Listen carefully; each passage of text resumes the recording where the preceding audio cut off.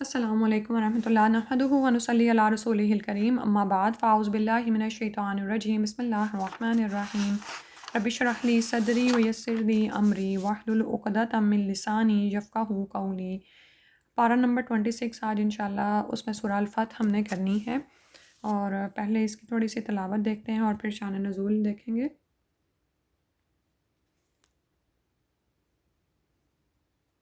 بسم اللہ الرحمن الرحیم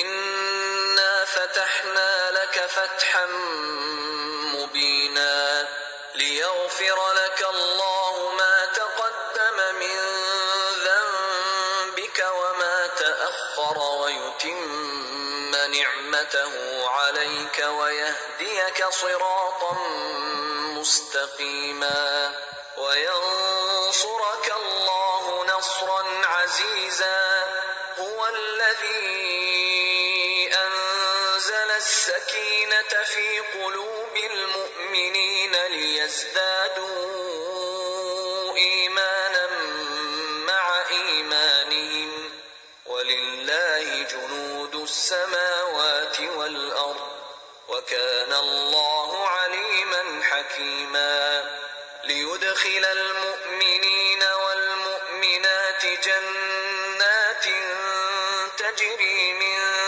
تَحْتِهَا الْأَنْهَارُ خَالِدِينَ فِيهَا وَيُكَفِّرَ عَنْهُمْ سَيِّئَاتِهِمْ وَكَانَ ذَلِكَ عِندَ اللَّهِ فَوْزًا عَظِيمًا۔ اعوذ باللہ من الشیطان الرجیم۔ تو سورہ الفتح میں پہلی آیت میں اللہ تعالیٰ نے فرمایا انا فتحنا لک فتحا مبینا، اے نبی صلی اللہ علیہ وسلم نے ہم نے تم کو کھلی فتح عطا کر دی۔ اب یہ کھلی فتح کیا تھی، اس کا شان نزول دیکھتے ہیں کہ آپ یہ دیکھیں کہ جب مسلمان ہجرت کر کے مدینہ میں آئے ہیں تو قریش مکہ نے وہاں پر بھی مسلمانوں کا یعنی حال نہیں چھوڑا اور ان کے پیچھے آ جاتے تھے ان سے جنگ کرنے کے لیے۔ تو اس طرح سے کرتے ہوئے جنگ بدر ہوئی، احد ہوئی، اور اس کے بعد جنگ احزاب میں قریش بہت بڑا لشکر لے کے آئے تھے، سارے ہی قبائل کو اکٹھا کر کے لے آئے تھے۔ تو اس کے بعد جب اس میں کہ مسلمانوں کو فتح ایک طرح کی حاصل ہوئی تو قریش کی مسلمانوں پر بالادستی کا تصور ختم ہو گیا تھا، یعنی قبائل مسلمانوں کو ایک قوت کے لحاظ سے جاننے لگے تھے، لیکن بیت اللہ پر ابھی تک قریش کا ہی قبضہ تھا، اور مسلمان اس بات پر بڑے رنجیدہ رہتے تھے کہ وہ جب سے مدینہ میں آئے تھے تب سے کوئی بھی ان میں سے حج، عمرہ یا طواف مکہ کے لیے نہیں گیا تھا۔ تو ایک دن رسول صلی اللہ علیہ وسلم کو خواب آیا کہ آپ بہت سے مسلمانوں کی معیت میں بیت اللہ کا طواف کر رہے ہیں۔ تو نبی کا خواب چونکہ وحی ہوتا ہے، لہٰذا آپ صلی اللہ علیہ وسلم نے عمرہ کا اعلان فرمایا۔ تو اور اس سفر سے چونکہ جنگی کوئی مقاصد تو تھے نہیں، نہ ہی غنائم کا کوئی تصور تھا، تو وہ صحابہ جو خالص اللہ کی رضا کے لیے جانا چاہتے تھے انہوں نے لبیک کہا۔ تو اس طرح رسول صلی اللہ علیہ وسلم کے ساتھ تقریباً 1400 کے لگ بھگ تعداد تھی جو کہ عمرہ کے لیے روانہ ہوئی۔ اہل مکہ کو اس بات کی پہلے ہی اطلاع مل چکی تھی، اور وہ تو ہرگز بھی نہیں چاہتے تھے کہ مسلمانوں کو بیت اللہ میں داخل ہونے دیں۔ ظاہر ہے مسلمانوں سے وہ کٹر دشمنی جیسے نبھا رہے تھے نا، تو وہ اس بات میں بھی توہین سمجھتے تھے کہ مسلمان اب آ کر یہاں پر رہیں اور طواف کعبہ وغیرہ کریں، لیکن مسئلہ یہ تھا کہ دستور مکہ کے مطابق وہ کسی کو مکہ میں داخلے سے روک نہیں سکتے تھے، اور اس کے علاوہ جس مہینے میں مسلمان عمرہ کے لیے نکلے ہیں وہ مہینہ بھی ذی القعدہ کا تھا، اور ذی القعدہ کا مہینہ قریش کے ہاں بھی محترم سمجھا جاتا تھا، اور اس میں وہ لڑائی بھی نہیں کرتے تھے، لیکن ان باتوں کے باوجود بھی وہ مسلمانوں کو روکنے کے لیے لڑائی تک پر آمادہ ہو گئے اور باہر نکل آئے۔ ٹھیک ہے، تو چنانچہ خالد بن ولید ایک فوجی دستہ لے کر مقابلے کے لیے نکل آئے، اس وقت تک وہ مسلمان نہیں ہوئے تھے۔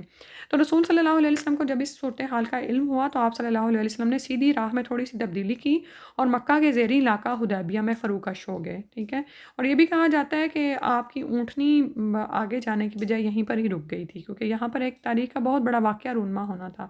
آپ صلی اللہ علیہ وسلم نے اہل مکہ کو بہتیرا سمجھایا کہ ہم صرف عمرہ کرنا چاہتے ہیں اور لڑنے کی غرض سے نہیں آئے، اور آپ مسلمانوں نے ان کو قربانی کے جانور بھی دکھائے، لیکن انہیں مسلمانوں کا مکہ میں داخل ہونا کسی صورت گوارا نہیں تھا، لہٰذا انہوں نے مسلمانوں کو واپس چلے جانے پر ہی اصرار کیا۔ یہی معاملات چل رہے تھے اور دونوں پارٹیز کی طرف سے، یعنی دونوں فریقین کی طرف سے سفارتکار بھی جا رہے تھے اور مسلمانوں کی طرف سے بھی سفارتکار بھیجے گئے. عثمان رضی اللہ عنہ کو سفیر بنا کر بھیجا گیا تو افواہ مشہور ہو گئی کہ عثمان رضی اللہ عنہ شہید کر دیے گئے ہیں. ظاہر ہے ایک طرح کی کشمکش کی اور تناؤ کی کیفیت چل رہی ہے، تو مسلمانوں کی طرف سے ایک جب وہ نبی رسول صلی اللہ علیہ وسلم کے یعنی ایک پیارے صحابی گئے ہیں تو پھر ان کی قتل کی بھی خبر مشہور ہوگی. تو تو رسول اللہ صلی اللہ علیہ وسلم نے عثمان رضی اللہ عنہ کے قصاص کے لیے کیکر کے ایک درخت کے نیچے سب صحابہ کرام رضی اللہ عنہ سے بیعت لی، جو خون پر بیعت تھی، یعنی تب تک لڑیں گے جب تک کہ خون کا بدلہ نہیں لے لیں گے. یہ بیعت رضوان کے نام سے مشہور ہے. سیدنا عبداللہ بن عمر رضی اللہ عنہ فرماتے ہیں کہ اگر رسول صلی اللہ علیہ وسلم کے نزدیک اہل مکہ کے لیے سیدنا عثمان رضی اللہ عنہ سے زیادہ کوئی قابل احترام ہوتا تو آپ سفارت کے لیے اسے بھیجتے.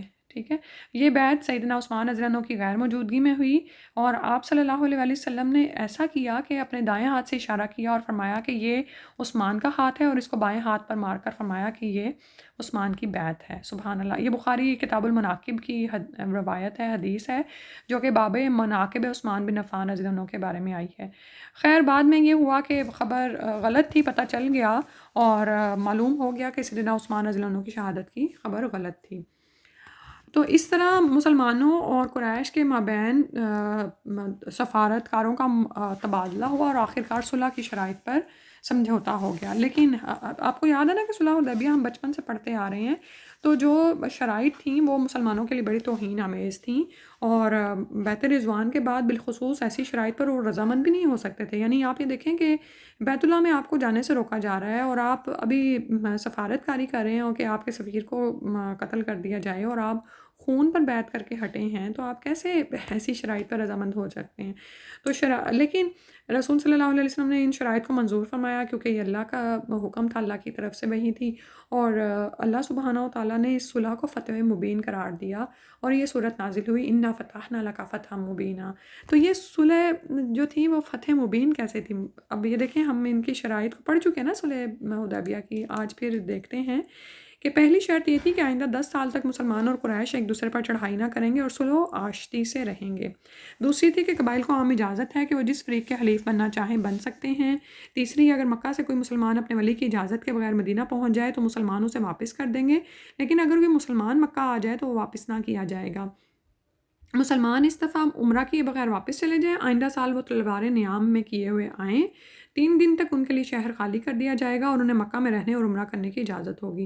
تو اب ان شرائط کو اللہ سبحانہ تعالیٰ نے جب فتح مبین قرار دیا تو مسلمان جب یہ صورت ان کو سنائی گئی تو وہ حیرت سے ایک دوسرے سے پوچھتے تھے کہ یہ کیسی فتح ہے، یہ کیسے فتح مبین ہو سکتی ہے نا. تو لیکن آپ یہ دیکھیں کہ یہ اللہ کی رضا کے مطابق ہوا تھا اور یہ سب کچھ وحی الہی کا ہی تھا. تو اب اس کے اگر ہم آرام سے یعنی حکمت کے ساتھ اس سب واقعے کو دیکھیں تو واقعی سمجھ آتی ہے کہ یہ فتح مبین ہی تھی، کیونکہ یہی وہ صلح تھی جس نے فتح مکہ کے لیے راستہ کھولا. ٹھیک ہے، اور پھر ابھی جیسے میں نے آپ کو بتایا کہ جب سے مسلمان مدینہ ہجرت کر کے آئے تھے قریش مکہ ان کی جان کے درپے پہ ہی رہتے تھے. لیکن اس صلح کے بعد یہ ہوا کہ مسلمانوں کو یعنی اطمینان نصیب ہوا، اور آپ یہ دیکھیں کہ جب سے وہ مدینہ میں آئے تھے ان کے دشمنوں میں بھی کافی اضافہ ہو چکا ہوا تھا. کہیں یہود تھے تو کہیں مشرکین قبائل تھے، کہیں قریش مکہ تھے. تو سب سے بڑا دشمن تو ان میں قریش مکہ ہی تھا نا. تو جب ان کے ساتھ صلح ہوگی تو مسلمانوں کو چین نصیب ہوا اپنے دوسرے معاملات کو دیکھنے کے لیے بھی اور دوسرے دشمنوں سے نمٹنے کے لیے بھی ان کو سکون میسر آیا. اور بہت سے جو تبلیغی پروگرام رہتے تھے وہ بھی اسی عرصے کے دوران ہوئے، اور ہم دیکھتے ہیں کہ اس صلح کے بعد رسول صلی اللہ علیہ وسلم نے بہت سے بادشاہوں کے نام خطوط بھی بھیجے جن میں ان کو توحید کی تبلیغ کی گئی تھی. اور پھر یہ کہ اس صلح نے تمام عرب پر یہ بات واضح کر دی کہ مسلمان تو ایک امن پسند قوم ہے جو کہ صلح ہی کرنا جانتے ہیں، اور وہ یعنی مقابلہ کی قدرت رکھتے ہیں، لیکن اس کے باوجود وہ لڑائی کو ترجیح نہیں دیتے. اور ایک اور کیا حکمت ہمیں نظر آتی ہے صلح حدیبیہ کے بعد کہ جب 2 بڑی جماعتیں یعنی ایک مسلمان اور ایک قریش کی ان کی آپس کی جنگیں کسی حد تک ختم ہوئیں تو لوگوں کو دین اسلام کو سمجھنے کا، اس کے بارے میں غور کرنے کا موقع ملا. اور ہم دیکھتے ہیں کہ قریش کے بڑے بڑے سردار مثلاً خالد بن ولید جو سیف اللہ کے نام سے مشہور ہیں، اور اسی طرح عمر بن عاص جو کہ فاتح مصر ہیں اور اس کے علاوہ بھی انہوں نے کچھ علاقے فتح کیے، وہ اسی دورانیے کے درمیان مسلمان ہوتے ہیں. سبحان اللہ. اور اگر جنگ ہو جاتی تو تباہی یقینی تھی، اور پھر مسلمان بہت سے ایسے مکہ میں رہنے والوں کو شہید کر دیتے جو چوری چھپے اسلام لے آئے ہوئے تھے، لیکن کچھ وجوہات کی بنا پر اپنے اسلام کو ظاہر نہیں کر رہے تھے، تو ان مسلمانوں کی تباہی یقینی ہو جانی تھی اگر اس وقت وہاں پر جنگ چھڑ جاتی۔ اچھا، لیکن یہ ہے کہ مسلمان اس میں بہت زیادہ وہ محسوس کر رہے تھے، تو اس میں پھر یہ بھی آتا ہے کہ صحابہ کرام کو جب یہ پتہ چلا کہ وہ عمرے کے لیے آگے نہیں جا سکتے، اور رسول صلی اللہ علیہ وسلم نے ان کو اپنی قربانیاں ذبح کرنے کا حکم دیا، تو وہ اٹھ کے اپنے جانور ذبح نہیں کر رہے تھے، تو یہاں تک کہ رسول صلی اللہ علیہ وسلم نے اپنا جانور قربان کیا، تو آپ کو دیکھتے ہوئے صحابہ نے بھی اپنے جانور قربان کر دیے۔ پھر اگلے سال مسلمانوں نے آ کر عمرہ قضا ادا کیا، جس کے لیے قریش نے شرط لگا دی تھی، ٹھیک ہے۔ تو اب مسلمانوں کی اس وقت بے قراری کیا تھی؟ سیدنا عمر رضی اللہ عنہ آپ صلی اللہ علیہ وسلم سے آ کر بار بار پوچھتے کہ کیا ہم حق پر نہیں ہیں، اور اسی طرح پھر ابو بکر صدیق رضی اللہ عنہ کے پاس بھی گئے کہ کیوں ہم یعنی اس طرح کی شرائط پر صلح کر رہے ہیں نا۔ تو رسول صلی اللہ علیہ وسلم نے فرمایا کہ خطاب کے بیٹے رسول میں ہوں، تم نہیں، اللہ مجھے کبھی ضائع نہیں کرے گا۔ تو سبحان اللہ، تو آپ یہ دیکھیں کہ کس طرح سے رسول صلی اللہ علیہ وسلم نے اللہ تعالیٰ کے اس حکم پر عمل کیا ہے، اور پھر صحابہ کے سامنے اس کو بیان کیا۔ اور سیدنا عبداللہ بن مغفل رضی اللہ عنہ کہتے ہیں کہ جس دن مکہ فتح ہوا اس وقت آپ صلی اللہ علیہ وسلم یہی سورت دہرا دہرا کر خوش الانی سے پڑھ رہے تھے، ٹھیک ہے، کہ یعنی یہ صلح ہی تھی جو فتح مکہ کا پیش خیمہ ثابت ہوئی تھی۔ اور پھر یہ بھی ہم جانتے ہیں نا کہ جس وقت صلح حدیبیہ کی شرائط لکھی جا رہی تھیں، اس وقت بھی قریش مکہ نے اپنی مرضی کی باتیں اس میں ایڈ کروائیں، بسم اللہ الرحمن الرحیم لکھنے کی بجائے بسم اللہ اللہم لکھوایا، کہ ہم وہ رحمان کو تو ویسے ہی انکار کرتے تھے نا، اور اسی طرح محمد الرسول اللہ کی بجائے محمد بن عبداللہ کہنے پر یعنی زور لگانے لگے۔ تو رسول صلی اللہ علیہ وسلم نے ان تمام شرائط اور ان تمام تحریر کے باوجود بھی ان سے صلح کی، ٹھیک ہے۔ اور اس کے بعد آتا ہے لیغفر لک اللہ ما تقدم من ذنبک، کہ تاکہ بخش دے آپ کے لیے اللہ جو گزر چکا آپ کے گناہوں میں سے، وما تاخر، اور جو پیچھے ہوئے، ویتمہ، اور تاکہ تمام کرے نعمتہ، اپنی نعمت کو علیکہ آپ پر، ویہدیک، اور راہ دکھائے آپ کو، ہدایت دے آپ کو، صراط مستقیمہ، سیدھے راستے کی۔ تو یہ بھی آیت میں اللہ سبحانہ و تعالیٰ رسول صلی اللہ علیہ وسلم کی اگلی پچھلی ہر کوتاہی سے درگزر فرما رہے ہیں، ٹھیک ہے۔ ذنب ہر اس فعل کو کہتے ہیں جس کا انجام برا ہو، اور ہر وہ کام جس کے نتیجے میں مذمت ہو۔ تو یہ اس لفظ کا اطلاق ایکچولی اتنا عام ہے کہ چھوٹی چھوٹی لغزشوں سے لے کر بڑے بڑے گناہوں پر بھی ہو سکتا ہے۔ سب سے بڑے گناہ یعنی قتل ناحق پر بھی ہوتا ہے، اس کے لیے بھی یہی لفظ آیا ہے قرآن میں۔ سیدنا موسیٰ علیہ السلام اللہ تعالیٰ سے فرماتے ہیں کہ وَلَهُمْ عَلَيَّ ذَنْبٌ فَأَخَافُ أَن يَقْتُلُونِ، کہ میرے اوپر ان کا ایک گناہ یعنی خون ناحق ہے، اور مجھے ڈر ہے کہ وہ مجھے مار ہی نہ ڈالیں۔ تو اب یہ ہے کہ ذہن میں یہ سوال پیدا ہوتا ہے کہ رسول صلی اللہ علیہ وسلم کے وہ کون سے گناہ تھے؟ تو آپ صلی اللہ علیہ وسلم کے لیے ذنب سے مراد وہ کوئی یعنی خاص گناہ نہیں ہے، بلکہ تدبیری امور میں بعض اجتہادی غلطیاں جو کسی انسان کے یعنی بشریت کا تقاضا ہیں وہ ہو سکتی ہیں، ٹھیک ہے۔ تو اگلے پچھلے گناہ معاف کر دینے کی بنیاد یہ ہے کہ اللہ کو معلوم تھا کہ آپ صلی اللہ علیہ وسلم دیدہ و دانستہ کوئی گناہ کر ہی نہیں سکتے، اور اس آیت کی آپ صلی اللہ علیہ وسلم کو جو خوشی ہوئی اور اس کا جو آپ نے تاثر قبول کیا وہ مدرجہ ذیل حدیث میں ملاحظہ کرتے ہیں۔ سیدنا انس رضی اللہ عنہ فرماتے ہیں کہ یہ آیات اس وقت نازل ہوئی جب آپ صلی اللہ علیہ وسلم حدیبیہ سے واپس مدینہ جا رہے تھے۔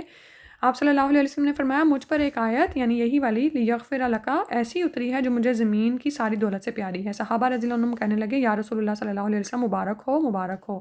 اللہ تعالیٰ نے آپ صلی اللہ علیہ وسلم کے لیے تو وضاحت فرما دی، مگر ہمارے ساتھ کیا معاملہ ہوگا؟ تو اس وقت یہ آیت نازل ہوئی جو آگے آیت نمبر 5 میں آ رہی ہے کہ لیدخل المؤمنین والمؤمنات جنات تجری اینڈ تک فوزا عظیما، ٹھیک ہے۔ تو یہ ترمذی ابواب التفسیر کی حدیث ہے۔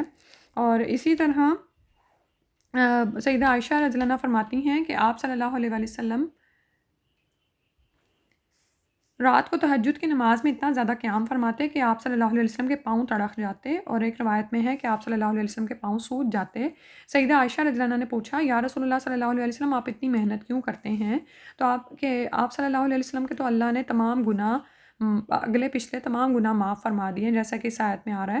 تو آپ صلی اللہ علیہ وسلم نے جواب دیا کیا میں اللہ کا شکر گزار بندہ نہ بنوں؟ افلا اکون عبدا شکورا، پھر جب آپ صلی اللہ علیہ وسلم کا جسم آخری عمر میں فربا ہو گیا تو آپ صلی اللہ علیہ وسلم یہ نماز بیٹھ کر پڑھا کرتے تھے. جب رکوع کا وقت آتا تو کچھ دیر تو کھڑے ہو کر کچھ قرات فرماتے پھر رکوع کرتے. یہ بخاری کتاب و تفسیر کی حدیث ہے. ٹھیک ہے. تو اللہ سبحانہ تعالیٰ نے آپ یہ دیکھیں اس آیت میں اور اس کے بعد اگلی آیت میں فرمایا کہ وَيَنْصُرَكَ اللَّهُ، اور آپ کو نصرت دے اللہ، نصراً عزیزہ، زبردست نصرت. ٹھیک ہے. تو ان دونوں آیات میں ہم دیکھتے ہیں کہ اللہ تعالیٰ نے فتح مبین کے نتیجے میں آپ کو 4 چیزیں عطا فرمائیں. پہلی بات جو آیت نمبر 2 میں آ رہی ہے کہ پچھلے اور آئندہ لغزشوں کی معافی فرما دی. ٹھیک ہے. پھر فرمایا وَيُتِمَّ نِعْمَتَهُ عَلَيْكَ، کہ اتمام نعمت کر دیا. کہ اتمام نعمت سے مراد یہ ہے کہ اب مسلمانوں پر ہنگامی فضا مسلط نہیں ہو سکی. یعنی جیسے وہ مسلسل پہلے جنگ کی صورت میں تھے اور فتح کی نوبت ہی نہیں آ رہی تھی ایک مسلسل فتح کی، وہ نہیں ہوگا، بلکہ ہر طرح کے خوف اور بیرونی مداخلت سے محفوظ اور مامون ہو کر پوری طرح اسلامی تہذیب اور تمدن اسلامی احکام و قوانین کے مطابق وہ اپنی زندگی بسر کر سکتے ہیں اور اللہ تعالیٰ کے کلمے کو بلند کر سکتے ہیں.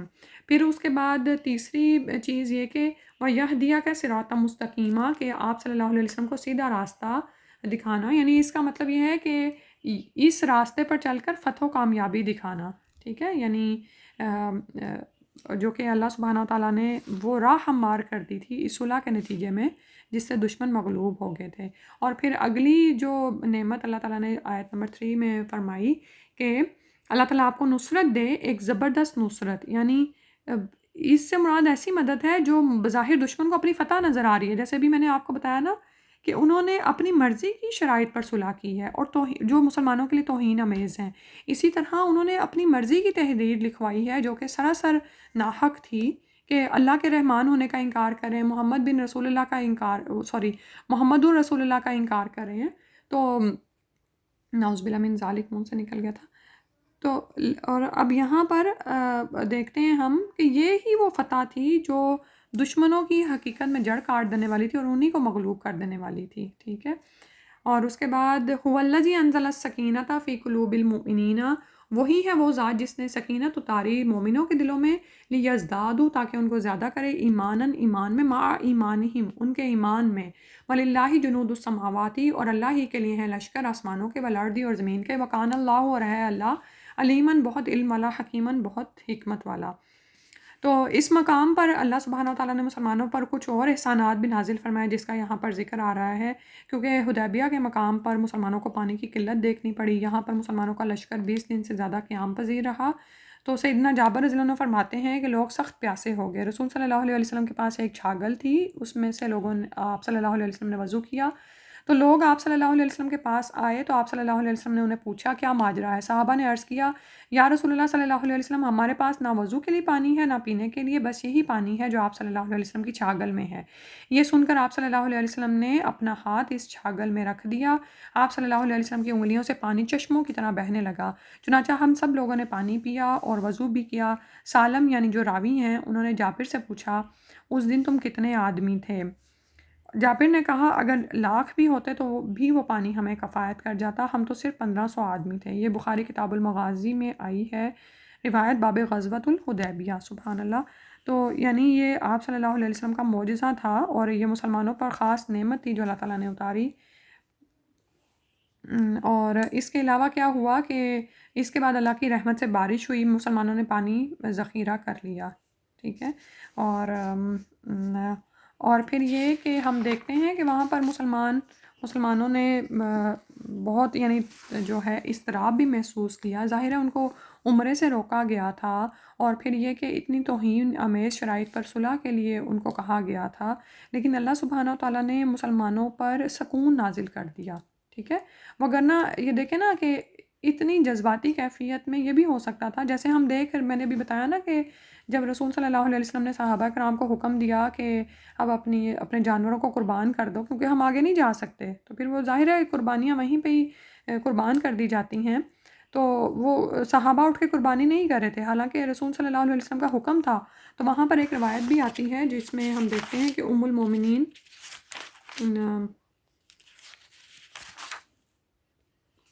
سیدنا ام سلمہ رضی اللہ عنہا آپ صلی اللہ علیہ وسلم کے ساتھ تھیں.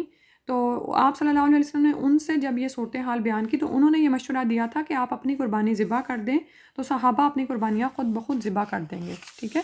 تو پھر جب رسول صلی اللہ علیہ وسلم نے اپنی قربانی ذبح کی، بال منڈائے، تو صحابہ کرام رضی اللہ عنہم نے بھی آپ صلی اللہ علیہ وسلم کی اتباع میں قربانیاں کی، بال منڈائے اور احرام کھول کر واپس مدینہ آ گئے۔ تو اس طرح کے یعنی جذباتی مسلمانوں کی کیفیت ہو رہی تھی، تو کیسے پھر یہ اللہ تعالیٰ کی طرف سے خاص سکینت ہی تھی جو مسلمانوں کے دلوں پر نازل کی گئی، اور وہ جنگ سے باز آ گئے، ٹھیک ہے۔ اور اگر اس وقت جنگ ہو جاتی تو جیسے ابھی میں نے بتایا کہ پھر کتنا کشت و خون وہاں پر ہوتا، اور پھر یہ کہ وہ مسلمان جو اندر تھے مکہ میں اور اپنے اسلام کو ظاہر نہیں کیے ہوئے تھے، وہ بھی مسلمانوں کے ہاتھوں شہید ہو جاتے۔ تو اور پھر یہ کہ آپ یہ دیکھیں کہ مسلمانوں کی آزمائش ہو گئی نا، کہ وہ اتنے بڑے مسئلے میں وہ کس طرح سے پھر بھی رسول صلی اللہ علیہ وسلم کے حکم کے تابع رہتے ہیں۔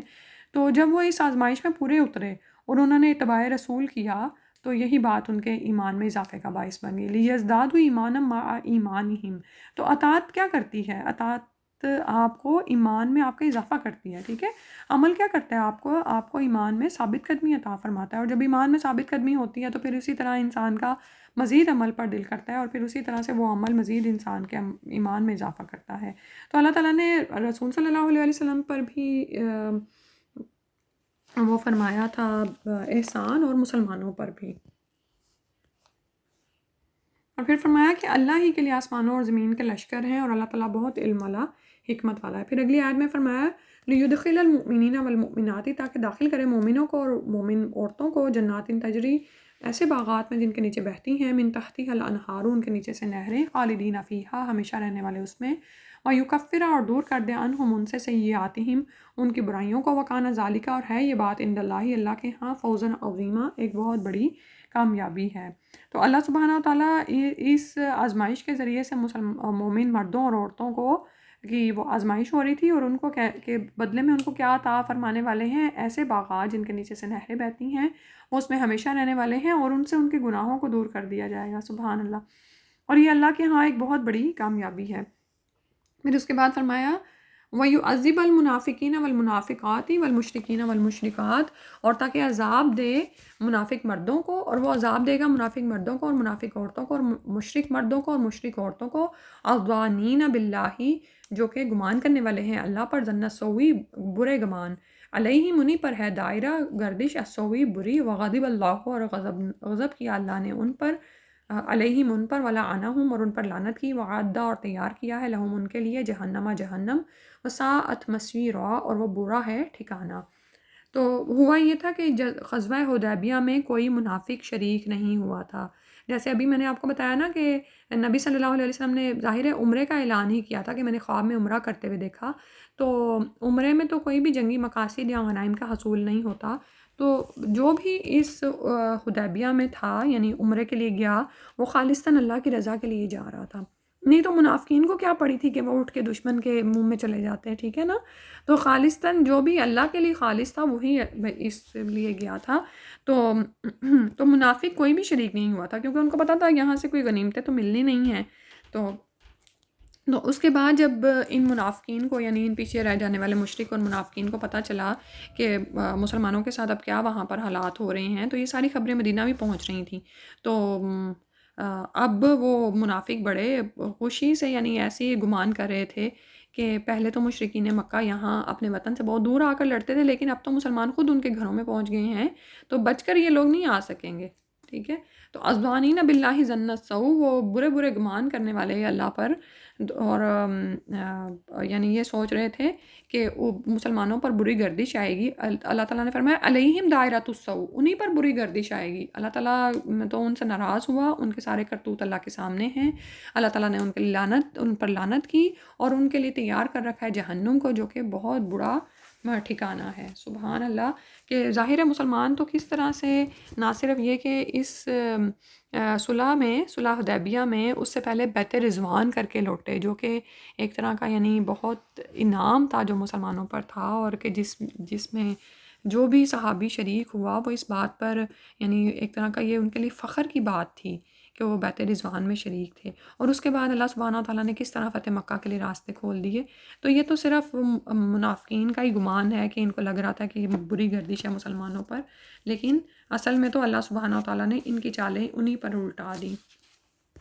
تو اللہ سبحانہ و تعالیٰ ہی کے پاس ہیں۔ پھر فرمایا لشکر آسمانوں اور زمین کے، جیسے پھر فرمایا جیسے پیچھے بھی آ رہا ہے نا کہ اللہ ہی کی تو ملکیت ہے، وَلِلَّهِ جُنُودُ السَّمَاوَاتِ وَالْأَرْضِ، اور اللہ ہی کے لیے ہیں لشکر آسمانوں اور زمین کے، وَكَانَ اللَّهُ عَزِيزًا حَكِيمًا، اور اللہ تعالیٰ ہیں غالب حکمت والے ہیں، ٹھیک ہے۔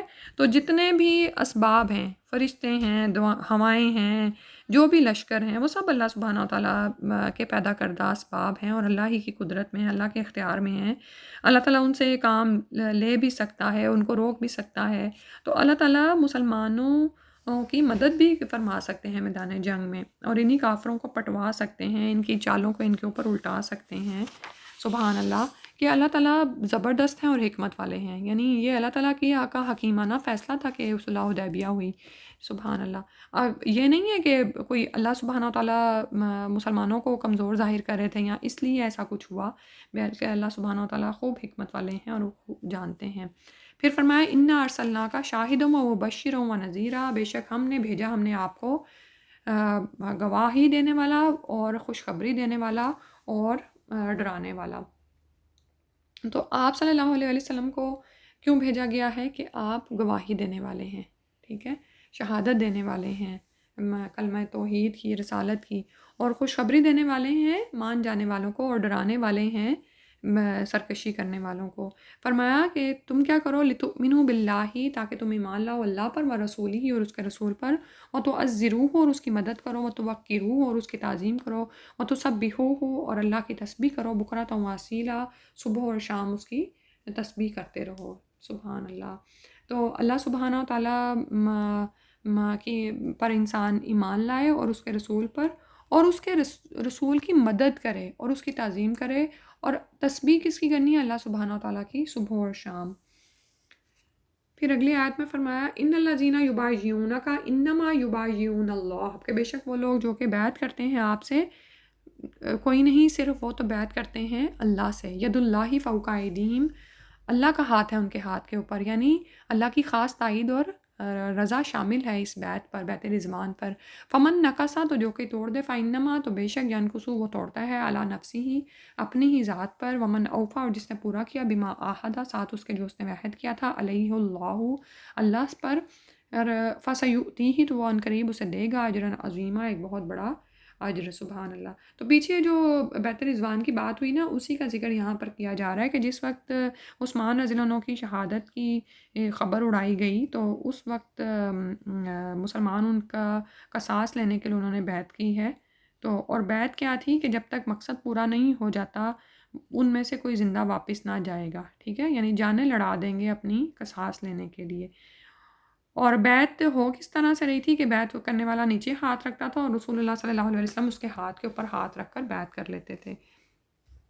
تو اللہ تعالیٰ نے فرمایا کہ یہ نہ سمجھو کہ تمہارے ہاتھ کے اوپر دوسرا ہاتھ رسول اللہ صلی اللہ علیہ وسلم کا ہے، بلکہ جس سے تم عہد کر رہے ہو یہ تو اللہ سبحانہ و تعالیٰ سے تمہارا ڈائریکٹ عہد ہو رہا ہے، ٹھیک ہے، یعنی اس وقت تو رسول صلی اللہ علیہ وسلم آپ سے عہد لے رہے ہیں، لیکن یہ اللہ ہی کی طرف سے عہد لیا جا رہا ہے۔ سبحان اللہ۔ تو لیکن یہاں پر یاد رکھیں کہ ایسی بیعت جو کہ موت تک ہوتی ہے، یعنی یہاں تک کہ انسان ختم ہو جائے لڑتے لڑتے اس راہ میں، جو ہے وہ نبی کے ساتھ ہی ہے، ٹھیک ہے۔ بیعت ہر شخص کے لیے یعنی نہیں ہو سکتی الا یہ کہ وہ قرآن و سنت کا پیروی کرنے والا ہو، ٹھیک ہے، یہ دیکھا جائے گا اس کے لیے۔ تو اللہ تعالیٰ نے فرمایا جو کوئی اس کو توڑ دے تو ٹھیک ہے، وہ اپنے ہی ذات کا نقصان کرتا ہے، اور جو کوئی اس کو نبھائے گا تو عنقریب اللہ تعالیٰ اس کو بہت بڑا اجر عطا فرمائیں گے۔ یہاں تک اس کی تلاوت سنتے ہیں۔